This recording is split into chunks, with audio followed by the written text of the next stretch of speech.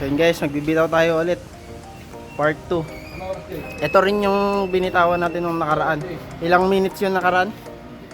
25?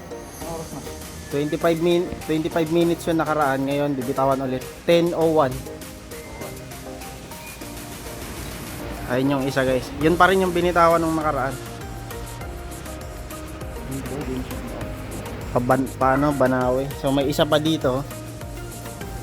Bitawan ulit. Paano yun? Lalagyan mo pala tandaan kung ano yung unang makakarating. Tandaan mo yung ano. Kasi yung oras nun 10:01. Magkaiba ng kulay yan? Hindi, iba yung bahay ko. So ito yung pangalawa guys.